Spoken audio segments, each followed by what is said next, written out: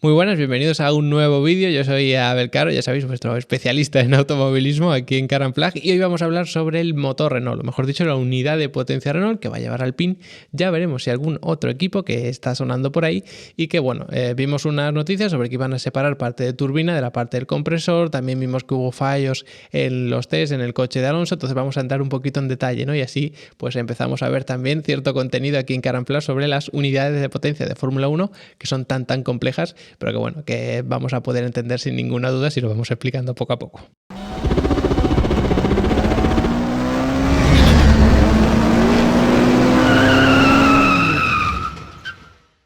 Y para entender estos cambios, ¿no?, de separar turbina de compresor dentro de un motor de Fórmula 1 o de una unidad de potencia, mejor dicho, tenemos que entender primero cómo funcionan estas unidades de potencia. Así que vamos a hacer un repaso muy rápido.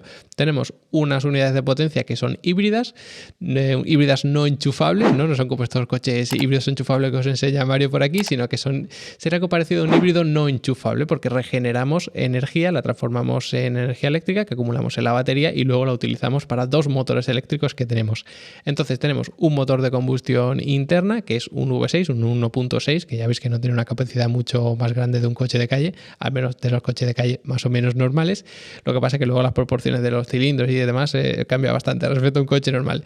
Pero bueno, este motor de combustión interna lo tenemos conectado a un turbo, también algo bastante común en coches de calle, pero ahí es donde se complica la cosa, porque este turbo está conectado al MGUH, que lo que hace es recuperar energía que sale de los gases de escape del turbo y todo esto, y además tenemos un MGUK que lo que hace es recuperar energía en la frenada, y estos dos recuperadores de energía también se utilizan como motores propiamente. El MGUK se conecta, bueno, a través de una serie de elementos de transmisión y demás al cigüeñal directamente para transmitir el mayor par, y el MGUH lo que hace es dar más velocidad de giro al turbo para evitar ese lag, ¿no? Lo que estáis acostumbrados a coger un coche con un turbo de calle normalito, vais a notar que cuando está a muy bajas revoluciones y tú pisas el acelerador, el coche no tira, pero cuando supera a lo mejor las 1000-1500 revoluciones pega como un tirón de repente, ¿no? Ya depende de cómo esté configurado el turbo y esté diseñado y demás, pero notáis un tirón. Eso es porque a bajas revoluciones el turbo va girando muy despacito, entonces no comprime mucho el aire, por lo tanto no tenemos ese impulso extra del motor y no estamos consiguiendo mucha potencia. Cuando entra el turbo, de repente comprimimos mucho aire, entra más aire en el motor de combustión, puedes meter más gasolina y puedes provocar explosiones más fuertes. Bueno, más o menos explicándolo, ¿no?, de forma muy simple, y eso es lo que se evita en Fórmula 1 gracias al MGUH. Tú nunca vas a tener el turbo de tal forma que no te comprima el aire suficiente como para tener un par decente, ¿no?, en nuestro motor de Fórmula 1. Entonces ese MGUH, cuando tú pesas el acelerador, acelera el turbo directamente para que no tengas esa latencia en el turbo, no tengas que llegar a ciertas revoluciones por minuto en el motor para tener un flujo de aire suficiente como para hacer mover la turbina, que mueve el compresor, que comprime el aire, que entra en el motor y puedes meter más gasolina para conseguir más potencia, ¿vale? Por lo tanto, este turbo funciona de una forma bastante parecida, ¿no?, a cualquier coche de calle. Aprovecha los gases de escape para mover la turbina. Esa turbina está conectada por un eje al compresor, que es el que se va a encargar de comprimir el aire que va a entrar en el motor. Por lo tanto, estás aprovechando unos gases que están muy calientes, además, que están saliendo, que no ibas a aprovechar para nada, para mover una turbina, y ese movimiento giratorio lo aprovechas para comprimir aire y ser capaz de meter más aire en el motor y por lo tanto conseguir más potencia, porque puedes explotar más gasolina por cada vez que se llena el cilindro, ¿no?, y luego lo comprime el pistón y todo eso. Pero con este turbo en Fórmula 1 tenemos un reglamento bastante estricto, no es como en un coche de calle que puedes hacer prácticamente lo que quieras, ¿no?, mientras te lo permitan las leyes, por supuesto. Y bueno, hay muchísima reglamentación acerca de esto, pero hay tres cosas que a mí me parecen quizá más interesantes de cara a entender esto de separar turbina y compresor.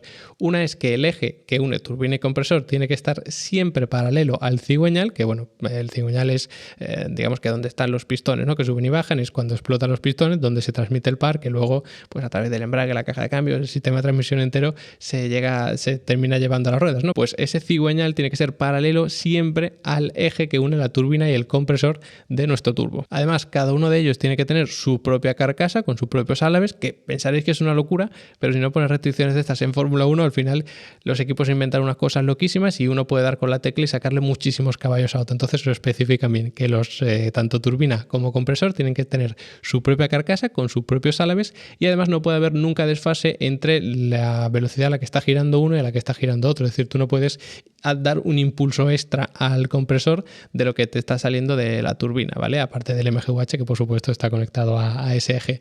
Entonces, bueno, entre otras muchas restricciones tenemos estas tres que yo creo que son muy interesantes para entender realmente qué implicaciones tiene esto de separar la parte de turbina y parte de compresor. Es decir, la parte que es movida por los gases de escape respecto a la que comprime el aire que va a entrar en el motor. Así que si separamos turbina y compresor, lo que podemos hacer es poner a un lado del bloque motor la parte de turbina y en el otro la parte del compresor. Es decir, no tenemos un turbocompresor unido, sino lo que hacemos es separarlo con un eje en medio, evidentemente, que va a unir parte de turbina, parte de compresor, que además está unido al MGUH, aunque ahí no me quiero meter tampoco mucho. Esto tiene unas ventajas muy claras y por eso Mercedes empezó con este concepto, Honda adoptó este concepto y luego Ferrari también adoptó este concepto.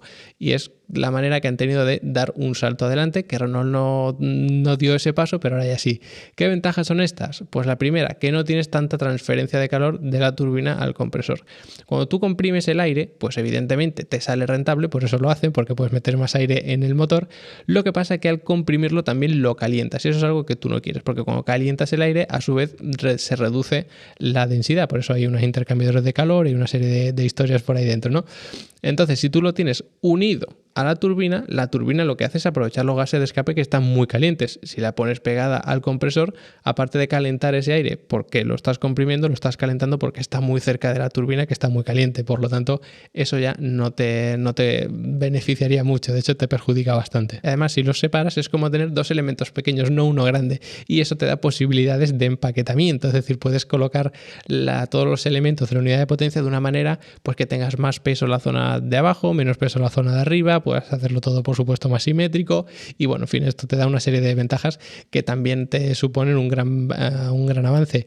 Y además tenemos otra ventaja muy interesante y es que cada uno está más cerca de su zona de acción, porque el compresor lo que va a comprimir es el aire que entra por la parte delantera del coche, lógicamente, y la turbina lo que va a hacer es aprovechar los gases que salen por la parte trasera del coche. Por lo tanto, si tú tienes compresor delante, turbina detrás, están mucho más cerca de su zona de acción. Esto ya te da ventajas claras porque no tienes que poner tantos conductos, ¿no?, que lleven el aire de un sitio a otro, pero es que además esto también va a reducir cierta latencia en el funcionamiento de estos elementos. Por ejemplo, en el del compresor, ¿no?, que es el que más nos interesa, que es el que nos produce un trabajo que nos beneficia. Si tú tienes un tubo enorme y tú comprimes el aire aquí, va a haber cierta latencia hasta que el aire del final del tubo, simplificando mucho el ejemplo, es comprimido. Y aquí pongo siempre el mismo ejemplo, que es que imagínate que tú tienes un pasillo muy largo, con mucha gente. Si tú quieres apelotonar a la gente, si el pasillo es muy largo, tú empiezas a empujar aquí a la gente, hasta que llegas a empujar y apelotonar a los del final del pasillo va a tardar mucho. Pero si tú tienes un pasillo muy cortito, en cuanto empujes a los de aquí, los de delante se van a aplastar también, se van a pelotonar todos mucho antes. Pues algo así pasa con el aire. Si tú lo comprimes aquí, pero luego tarda en llegar al final del tubo, que esto evidentemente estamos hablando de unas cosas ya mínima, pero que en Fórmula 1 se va al detalle, ¿no? Se lucha por la milésima. Entonces, esto también te beneficia, el hecho de no tener conducto tan largo, porque te reduce un poquito la latencia de la compresión del aire. Pero esto también tiene sus inconvenientes, como es lógico. El primero, que si tú tienes un eje mayor, sabiendo que tienes dos elementos que rotan en tus extremos, pues va a estar sometido a un esfuerzo mayor. Es decir, vas a someter un esfuerzo más importante, más fácil que llegue a provocar un problema de fiabilidad si tienes unos elementos al final que si los tienes mucho más juntos. Tienes un eje más corto, entonces es un poco más robusto en ese sentido. Así que es más probable una falla cuando los tienes separados que cuando los tienes juntos. Además, se puede llegar incluso a deformar un poco más. Esto puede parecer también una exageración, pero bueno, a nivel milimétrico o micrométrico también se producen ciertas deformaciones y cuanto más largo es el eje, pues más deformaciones puede haber en ese eje y eso tampoco te interesa. Y además, lo más importante es que si tú utilizaste un concepto que era el concepto del turbo unido, no separar turbina y compresor, cambiarlo te va a suponer un cambio en prácticamente todo. Pues no es decir, pues mira, lo separo, lo pongo aquí, lo pongo allí. Vas a tener que cambiar los conductos, vas a tener que cambiar el empaquetado, la distribución de calor dentro de la unidad de potencia es diferente, la manera de refrigerarla también va a ser diferente. Esto afecta a la dinámica al aire que entra por los conductos de refrigeración, afecta a cómo coloca las suspensiones, en fin, tienes que liar una tremenda, ¿vale? Hablando rápido y mal. Entonces, un cambio de este estilo tiene que estar muy seguro porque es algo bastante grave. Y ahora sí pasamos al problema de fiabilidad fiabilidad que vimos de Fernando Alonso en los test, porque vimos una humanidad tremenda y bueno, se ha hablado mucho de que sí puede ser porque este motor ahora ha cambiado mucho, porque hemos separado estas dos partes del turbo, entonces se pueden provocar problemas por todas partes. ¿Viene de aquí ese problema? Pues es muy complicado saberlo realmente, porque al cambiar esto tienes que cambiar muchísimas cosas, entonces puedes fallar el coche por sitios los que antes no fallabas, porque esto es un cambio que lo afecta prácticamente todo. Entonces es realmente muy complicado decir, pues sí, ha sido por esto, por esta cosa concreta. Es muy complicado realmente. Además vimos cómo trabajaron primero con unas branquias abiertas, luego unas branquias cerradas. Si las cierras, lo que va a pasar es que tengas más problemas de refrigeración, por lo tanto se sobrecaliente más y puedas tener problemas como esto, que parece ser que fue una fuga hidráulica, eso es lo que nos han dicho.